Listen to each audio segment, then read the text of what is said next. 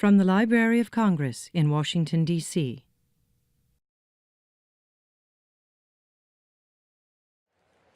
Okay, so how many people have been to the National Book Festival before? Wow. How many like the price of admission? Okay, all right, great. You're in for a very special treat right now, and let me tell you about the person who's going to talk about his book. He's a person I've known for about 35 years and have admired for all 35 of those years. And I should disclose that I worked for him as well. I worked in the White House for Jimmy Carter, and I was the deputy to Stuart Eizenstat at the time. And later, I got married to somebody I met at the White House, and Stuart was the best man at that wedding. And I'm still married. So Stuart is a person who has had three separate careers, and let me describe them to you. One, he's an extraordinarily gifted lawyer, so he's extremely well regarded as a lawyer. But that is a career that in and of itself would be enough for any one person. But Stuart has had two other careers, and let me describe them to you. The second career is in public policy and in working in behalf of our country in the government. He has served in the Johnson White House, and then, as I mentioned, in the Carter White House. He was the senior domestic advisor to President Carter. Really, at the age of 34, he had that job. He did that for all 4 years, and then later in the Clinton administration came back and was ambassador to the European Union, came back as Undersecretary of Commerce for International Trade, Undersecretary of State for Economic Affairs, and Deputy Secretary of Treasury. And while he was doing all that, he was advising the President and the Secretary of State on another matter that I'm going to mention in a moment. So he had an incredible career in government. Stuart has a third career involved with the Jewish community. Stuart has been deeply involved in the Jewish community his entire life, and during the Carter administration, he really was the informal liaison with the Jewish community and the, I can say it now, back channel for some people in the Israeli government to tell Stuart what was really going on, and did a great job funneling information to the president at that time. Stuart has also been deeply involved in one other project that he and I were involved with, he much more than I. We wrote a memo, where Stuart really wrote it, to the president in the late 1970s recommending that something be done by the United States government to recognize the Holocaust. And as a result of that, the Holocaust Memorial, which is on this mall, was built. And that was really as a result of the memo that Stuart wrote and recommended to the president. Stuart has, in subsequent administrations, been also involved in Jewish affairs. And while he was holding all those jobs that I mentioned earlier in the Clinton administration, he also was the special representative of the President and the Secretary of State to work on the repatriation of assets that had been stolen by the Nazis from people in Eastern Europe and Europe. And he worked for many years to help repatriate those assets and did an extraordinary job of getting money back to people who were Holocaust survivors. In addition to that, Stuart has written two very extraordinary books.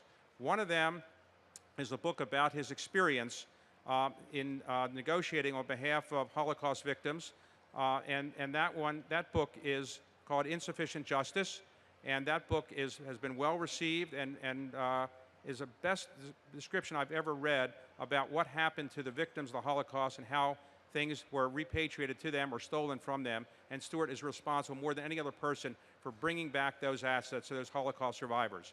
He has a new book that he's written called The Future of the Jews, and it's an incredible description of the Jewish people throughout history and the challenges they face going forward. And as all of you who are maybe Jewish or not Jewish may know, there are many challenges.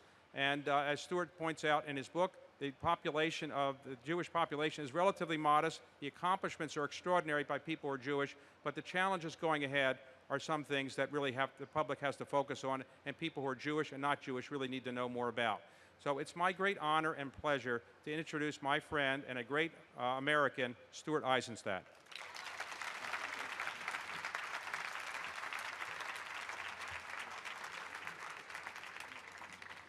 Thank you very much, David. I really should be introducing David Rubenstein, not accepting his gracious introduction, because he served his country in so many capacities in the White House, in building a remarkable business, and in having a leading edge in philanthropy in this country. including sustaining the National Book Festival, and just this past Friday, one of the reasons we're able to have it and you're able to come free is that in addition to his first $5 million gift, just Friday, Jim Billington announced a second $5 million gift for the book festival.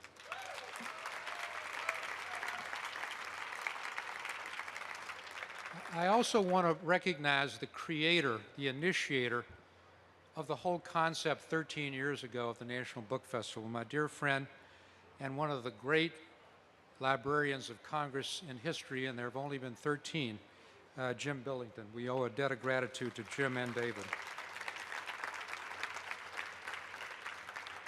The Jewish people are the oldest continuous people in world history, going back 3,500 years. Never have so few accomplished so much in so many fields of human endeavor, so out of proportion to small numbers, and yet suffered so grievously as an oppressed minority over the millennia. This culminated in our own time in the greatest genocide in history, the Holocaust, destroying 2/3 of what had been the center of Jewish life, culture, and religion in Eastern Europe, fully 1/3 of the total Jewish population in the world. In 1939, before World War II, there were 17 million Jews in a global population of 2 billion. Today, there are only 13.5 million in a world population of 7 billion. Yet far from disintegrating, as might have been the case, there has been a great renaissance since the end of World War II because of a continued attachment to Holy Scriptures, a dream of returning to an ancient homeland from which Jews were twice exiled, and a remarkable sense of peoplehood. A third Jewish state has now been created on the very land from which 2 previous ones were destroyed, this one stronger than any in the past. And diaspora Jewish communities, including and especially in the United States, have been more integrated and able to contribute more fully to their societies than at any time in history. But now in the 21st century, the Jewish people face new challenges, and these take 2 distinct forms. One set come from external global forces, and the second are internal challenges which threaten the cohesion and continuity of this ancient people. The Jewish people are in the strongest position in 3 millennia to combat the external forces, and I'm optimistic that they can. But I'm more troubled, although ultimately hopeful, about the capacity to handle challenges within our own ranks. The first global force is the historic shift of power and influence from the United States and Europe to the nations of the East and the South. That is, from countries with sizable Jewish communities and shared Judeo-Christian values to nations with tiny or non-existent Jewish communities and a different set of worldviews and interests. The future of the Jewish people, whether in the diaspora or Israel, is directly linked to the strength of the United States of America. By far the largest Jewish community outside of Israel, over 5.5 million live here. The U.S. has been the ballast for world stability, for growth, for freedom, and for tolerance since the end of World War II. But America has also been particularly critical to Israel's security.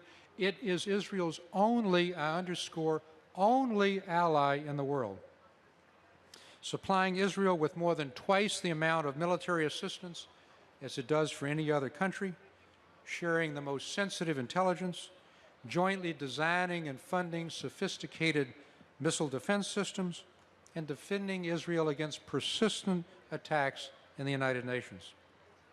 Throughout American history, we have always been an ascending power. We didn't start as the most powerful, but we've always been on the rise. Now in the 21st century, it's other countries that are ascending and cutting our lead.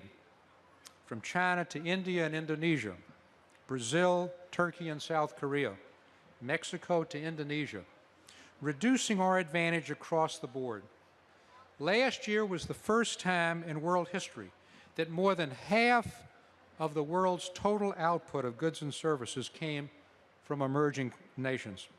By 2020, just around the corner, Asia will produce 3/5 of global gross domestic product. China's rise is the most meteoric. They're the #1 holder of our foreign reserves, the largest producer in the world of steel, of autos, of solar panels, of wind turbines, and by 2030 will be the #1 economy in the globe. And we ourselves have dug a deep hole, aggravated by the Great Recession. At current rates of job growth, demonstrated by the latest figures which came out only a few weeks ago for August, it would take till 2021 for us to recover the jobs we lost in the Great Recession.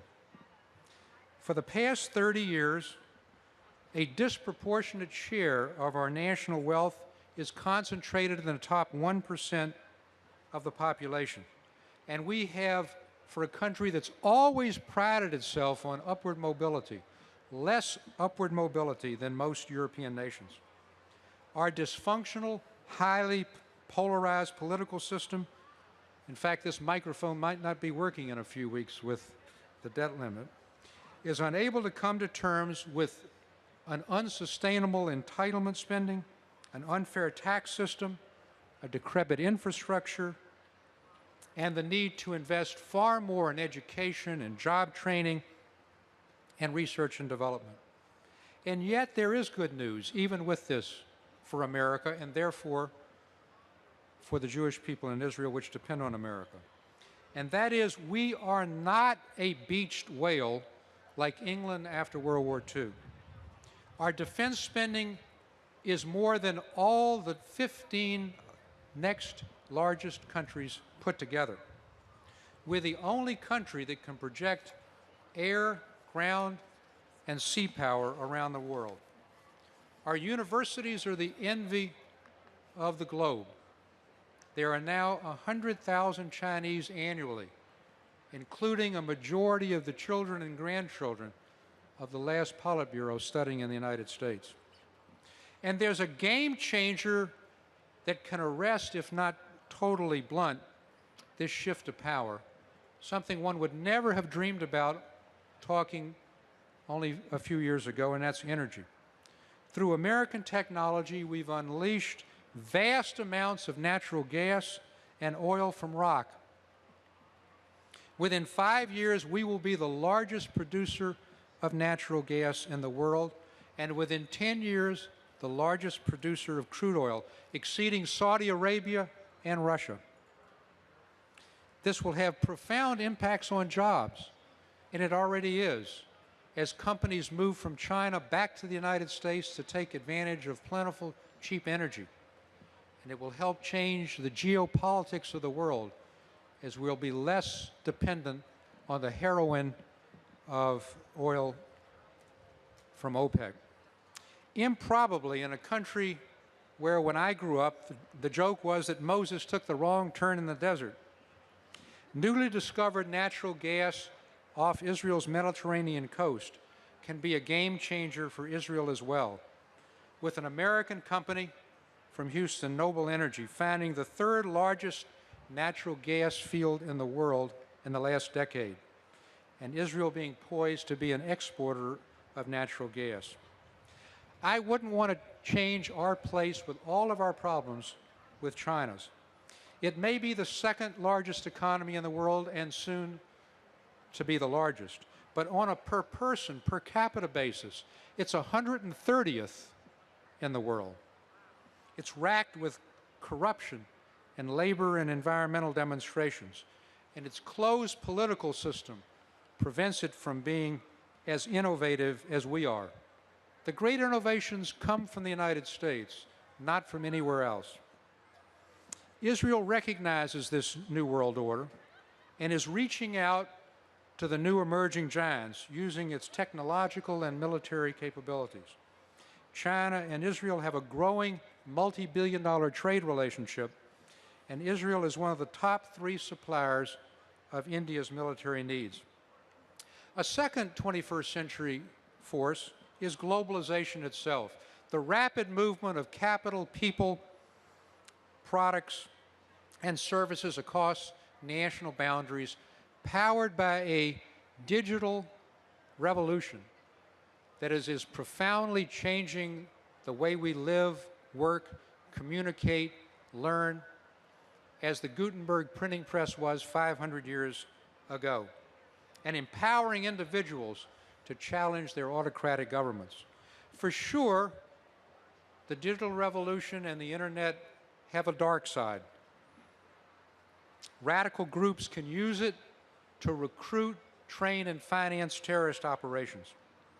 Cyber attacks can cripple any country's basic infrastructure. China is a persistent cyber attacker every day of the week, stealing vital government and private sector technology. And Russia used cyber attacks against Latvia and in its war against Georgia. Authoritarian states like Iran and China can block social media sites. But globalization is an enormous net positive for the U.S., for Israel, and for the Jewish people. It's created the first truly mutually dependent, integrated world. 4 billion people out of 7 use cell phones, and 2 billion are online at any one time. Remote villages in Africa can connect to markets and telemedicine and education.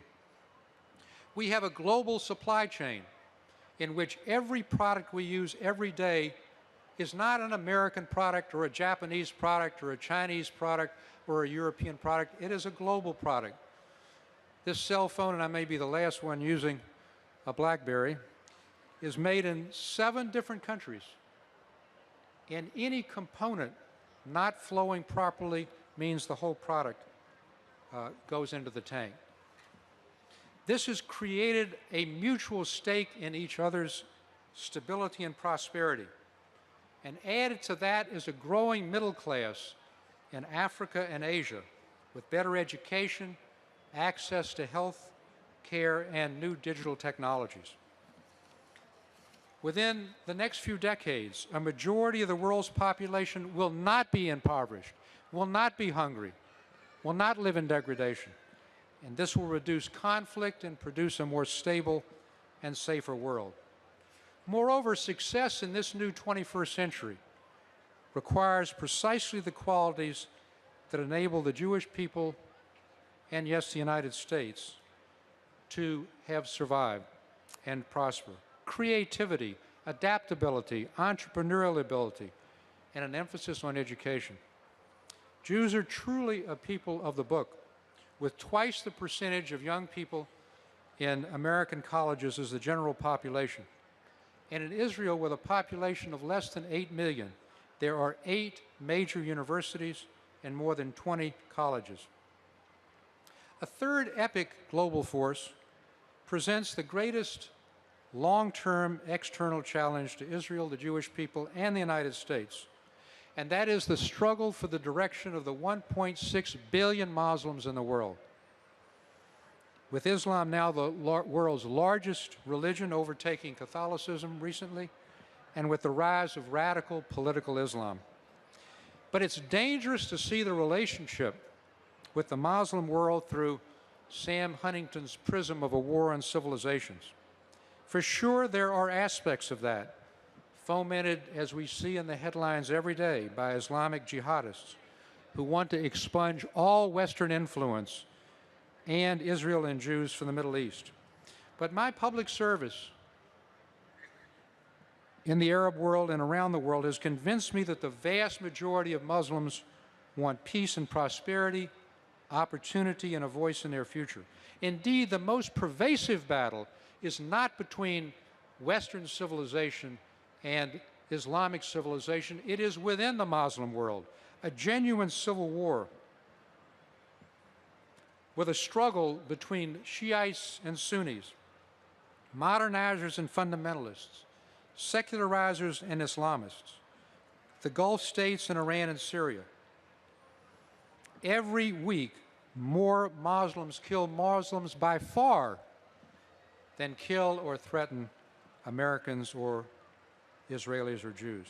In the end, a majority of Muslims wishing to join this new globalized world must combat their own extremists, or for fear of falling further and further behind.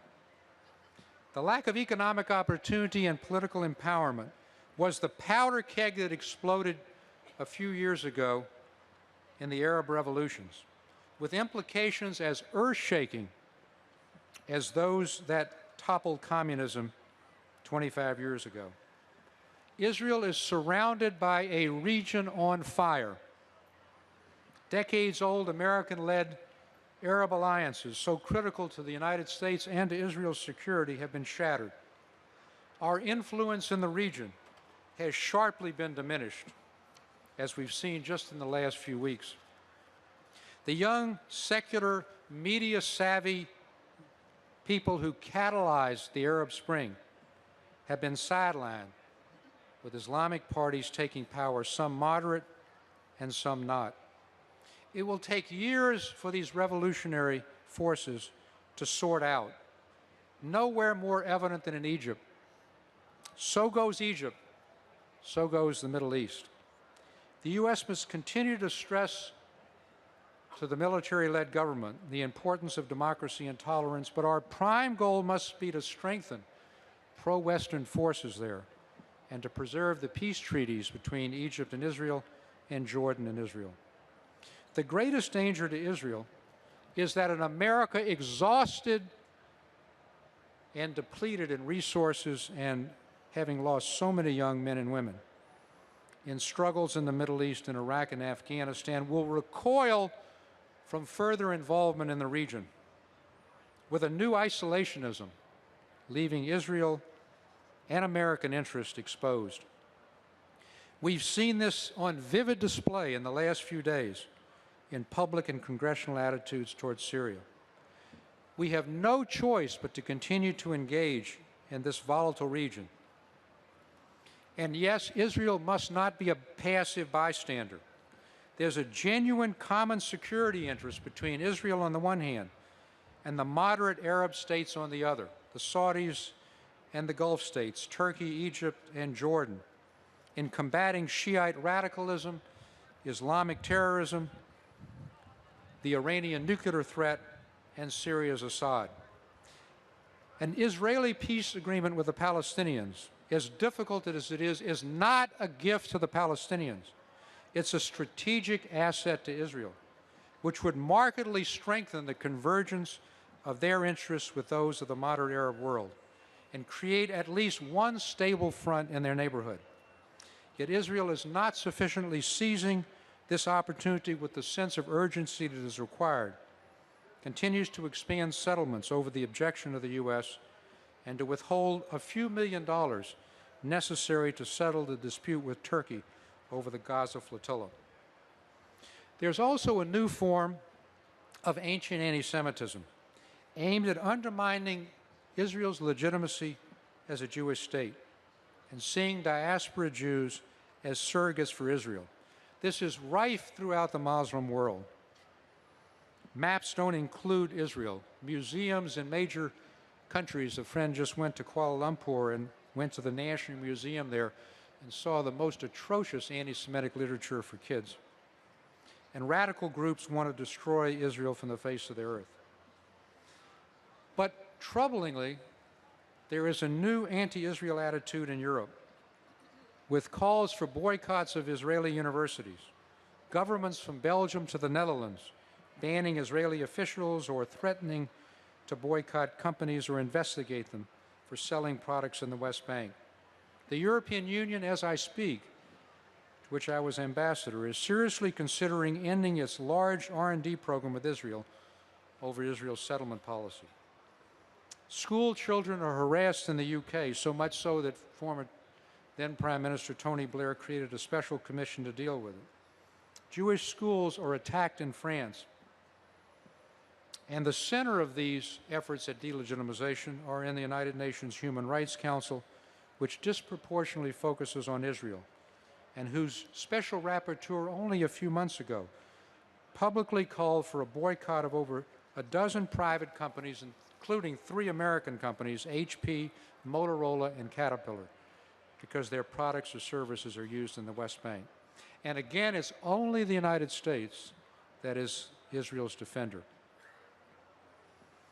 There are several non-traditional security threats from climate change and the water crisis in the Middle East, but none are more critical to Israel's future and to American security than Iranian nuclear policy and its effort to spread increasingly sophisticated missiles to Hezbollah in Syria.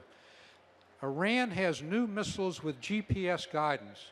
If those reach Syria, they can go straight to Ben Gurion Airport, to Tel Aviv, and to other sites, and Israel does not have, even with all the U.S. help, the defense systems to prevent that from happening. They have to be interdicted before they get to Syria. Israel's own threats are aggravated, as are ours, by Iran's nuclear capability. Iranian nuclear weapons would unravel what is left of the Non-Proliferation Treaty. It would lead to a dangerous nuclear arms race in the unstable Middle East. It would change the power balance in Iran's benefit and embolden it to support even more terrorism against Israel and Western sites. It has to be stopped at all costs. But while Israel and the United States share a common goal of denying Iran a nuclear weapon, the bottom lines for an acceptable agreement between the two countries differ and are likely to come into sharp relief when negotiations resume with its newly elected president, Hassan Rouhani. With the most comprehensive economic sanctions ever exacted against a nation in peacetime, Iran is coming back to the peace table. And I believe that time is actually on our side. We shall soon see if the soothing and positive rhetoric from Tehran's new leaders is translated into a genuine change of nuclear policy. In facing all of these challenges, the Israel-U.S. relationship is indispensable. It was the United States under Harry Truman that first recognized Israel, and despite real differences over settlement policy and different strategies over Iran's nuclear threat, the relationship has never been stronger. And that's because it's based on shared interests held by the public, respect for a fellow democracy, shared values, common alliances against Islamic radicalism, and for religious Americans, the site of the Holy Land. The foundation of this relationship is unassailable. It's one of the few areas where there is bipartisan agreement in the Congress. And it will remain so long as Israel remains true to its democratic principles in the treatment of its Arab minority and in respecting the human rights of Palestinians under its control to the maximum extent possible compatible with dealing with terrorist threats from the Palestinian territories. Israel has not sufficiently taken into account the changing nature of our society. 2011 was the first year in U.S. history when more births occurred to non-Caucasians than to non-Hispanic Caucasians. By mid-century, we will be a majority-minority country. And the emerging Hispanic, African, and Asian American communities have less identification with Jews and Israel. Outreach to these newly empowered groups, both by American Jewish institutions and the Israeli government, is essential. Let me close by saying that the gravest threat to Jewish continuity, I think, is the threat of internal challenges. In the diaspora, including the United States, these include demographic realities that are very harsh, declining birth rates below replacement levels, rampant intermarriage without conversion, declining levels of membership in religious institutions and organizations, and less identification by many young American Jews with Israel. There are answers, Operation Birthright has been an astounding success, sending 250,000 young people around the world for their first exposure to Israel, with recent studies showing dramatic increased identification with Israel and the Jewish people. Jewish synagogues and institutions must strive to accept openly mixed marriage couples rather than driving them away at the very critical time they're forming new families. Israel has its own internal strains. While the birth rates among Israeli Jews are 50% higher than for Jews in the diaspora and in Israel and in the United States, they're still lower than among Israeli Arab and Palestinians. Israel cannot indefinitely control the lives of 2 million Palestinians against their will. And the more settlements expand, the more difficult an eventual settlement will become. The birth rates among ultra-Orthodox in Israel is astounding. Today, 1 out of every 2 first graders in Israel is either the child of an Israeli Arab or of an ultra-Orthodox Jew. And the ultra-Orthodox community is not well integrated into Israeli institutions, doesn't serve largely in the military, doesn't serve largely in the workforce. Now 8%, soon to be 15% of the total population. Their attitude toward women causes conflict within Israel and between American Jews and Israel. Their integration into Israeli society, along with improved treatment of Israeli Arabs, is essential. The Israeli government recognizes this but needs an increased sense of urgency. And yet, with all these external and internal challenges, there's no time in the 3 millennia of Jewish history in which Jews are in a stronger position to overcome these challenges. Half of the American Jewish community is deeply engaged in Jewish activities, political, cultural, and religious, in ways unthinkable only a few decades ago. And Israel's development into a military and high-tech powerhouse is nothing short of astounding. In our lifetime, we have seen the vision of Jeremiah after the first destruction of the temple in 2,500 years ago recognized. Prophet said that I will gather them from the uttermost parts of the world, the blind and the lame, women with child and women in travail. A great company shall come back, and this has happened in our own time. The empires which sought to destroy the Jewish people, the Assyrians and the Babylonians, the Greeks and the Romans, the Tsarists, the Nazis, and the Communists, have themselves been vanquished and vanished into the dust of history, while the indomitable, indestructible Jewish people, with the great help of the United States, thrives and will continue to make contributions to the world far beyond our small numbers. Thank you, and I'll be glad to take your questions.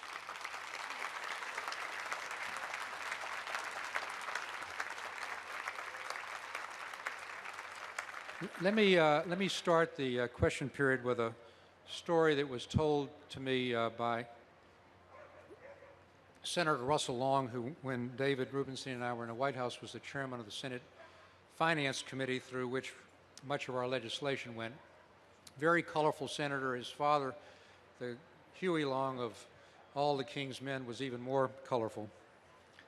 And Russell said that when he was growing up as a young lad in Baton Rouge in the governor's mansion, Papa came home stone cold drunk one night, staggered up the stairs of the governor's mansion, and with a very shaky hand finally got the key in the keyhole to a line, turned it, and as the door opened, Russell on the other side, holding on to Mama's apron strings, his mother and the governor's wife, saw Papa just collapse in the foyer.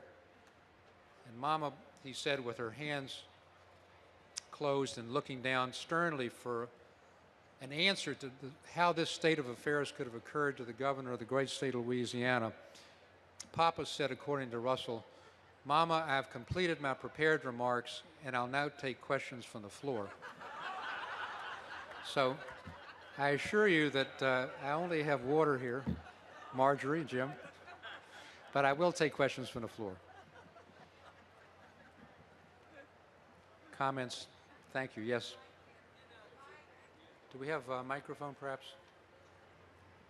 In 2001, there was an agenda presented at the UN where they were trying to say Zionism was racism. Can you speak to that, please, and what the status is? Thank you very much. That's really part of this delegitimization. It was at the Durban UN conference in Durban, South Africa, where Zionism was equated with racism, and the concept was that it was racist to have a Jewish state. Now, there have been Jewish states going back 2,500 years. The UN itself recognized in 1947 the creation of two states out of the British Mandate, a Jewish state and an Arab state. This is the UN's own creation. It's the one small spot in the world where Jews can have their own state.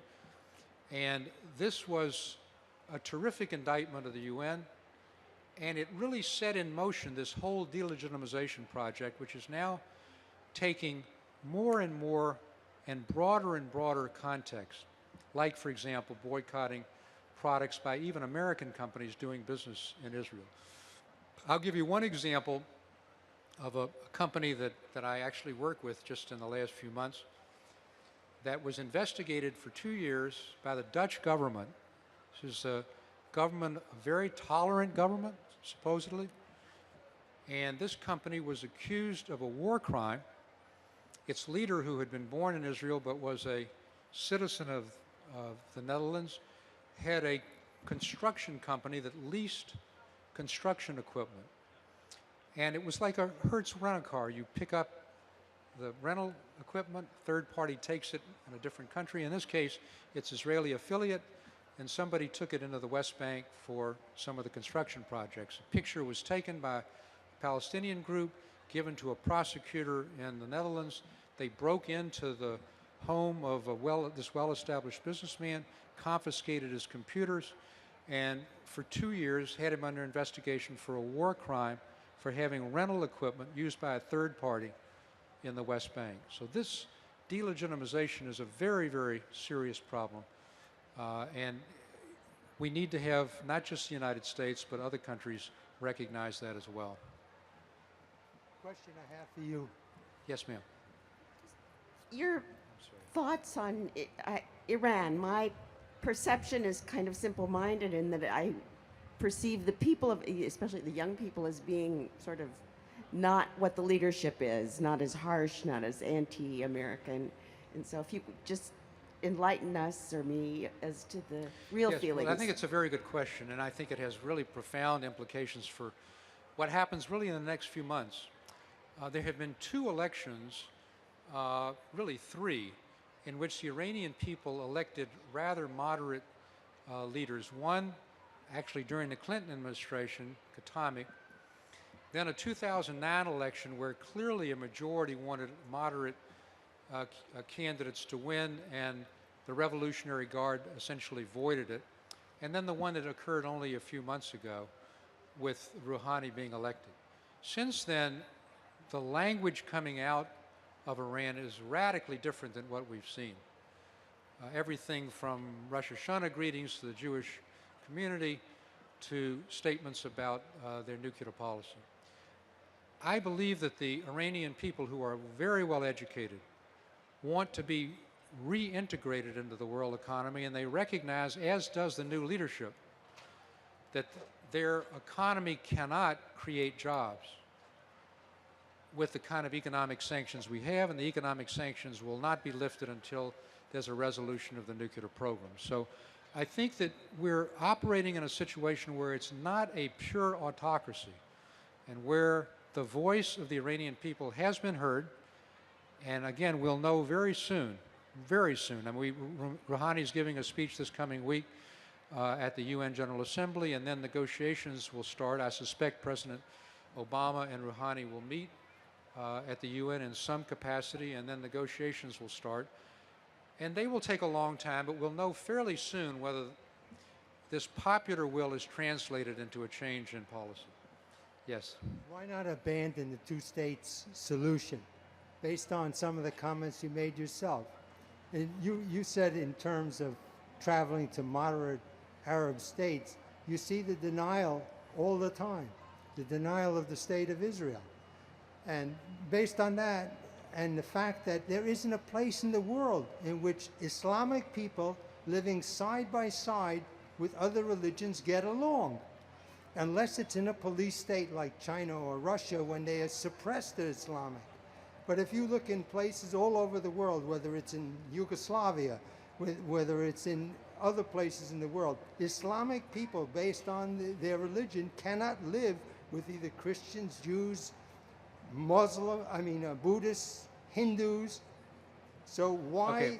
Okay. The reason why there has to be a two-state solution with what the UN created in 1947 is because a one-state solution would be a catastrophe for Israel. It would end a Jewish majority state over time.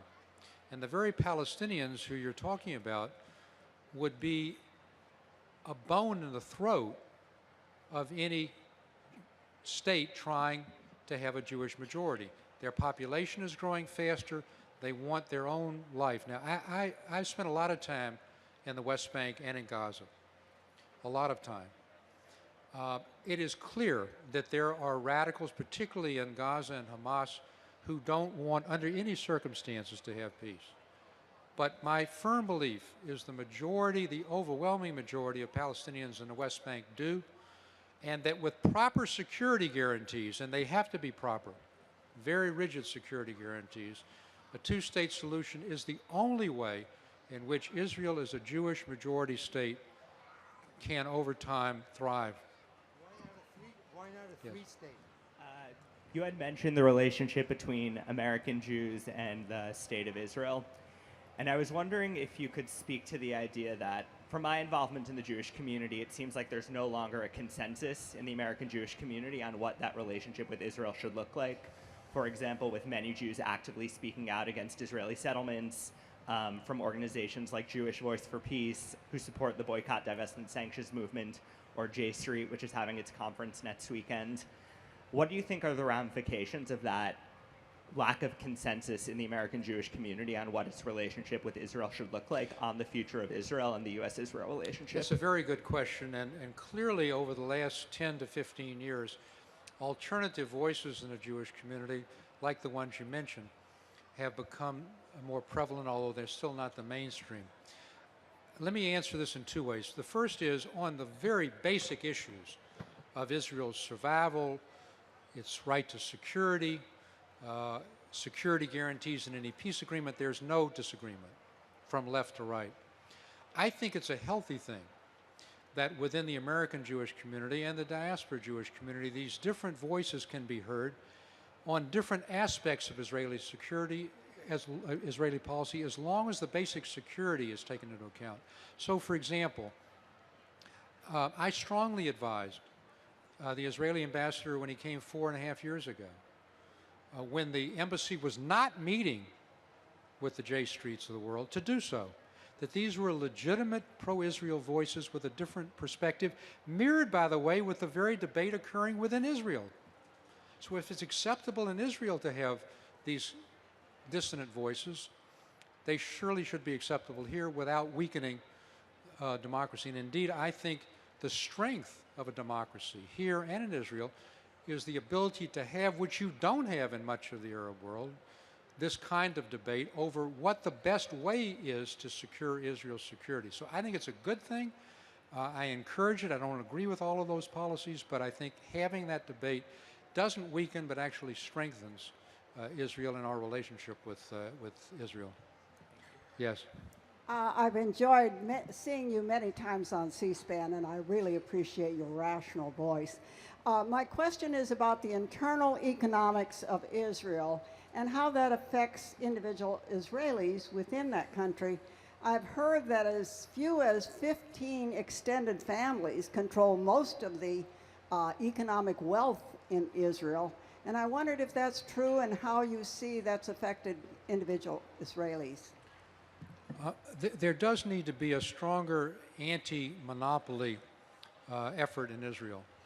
But it's not true that it is an oligopoly. It is true that Israel has among the highest income inequalities of any industrial state, although not as high as ours.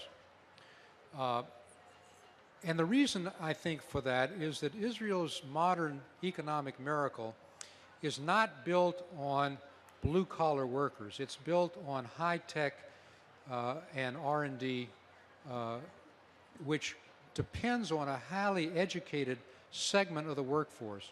So that part of the workforce, in some respects like ours, that is not capable of navigating in this new digital era is inevitably going to fall behind in terms of wages. It's a great challenge we have, it's a great challenge they have. On the other hand, we're not seeing the kind of out-migration of highly educated Israelis to the West as we had before, because they're creating tremendous numbers of jobs there. I mean, if you go, my grandfather went from Russia to the United States, and then in 1904, and then in 1953, he went to Israel, and I visited him on my first trip in 1965 when he was in his 90s. And he was in a town called Petah Tikva. He's buried there, and my great-grandfather as well. It was the dustiest town. I went back several times recently to see his gravesite. I mean, you've got high-tech malls with Intel and Alcatel and IBM. It's astounding to see. And so Israel is creating tremendous numbers of jobs, but it's not employing those with lower educational skills, and that's our problem as well.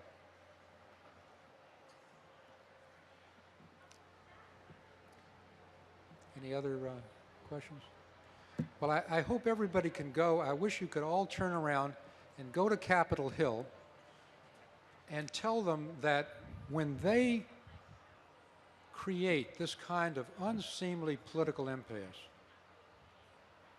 that it sends a signal to the world that we're not able to deal with the fundamental challenges facing this country. It diminishes our influence in the world, it diminishes our security as Americans, it threatens Israel's security as well. This is far beyond domestic politics, and if there's one message that I hope I've tried to deliver in this book, is that Israel's security, the security of the Jewish people, is inextricably bound up in the future of the United States. We have a great future ahead of us, but we mustn't let the dysfunction in Washington impede that capability. Thank you very much.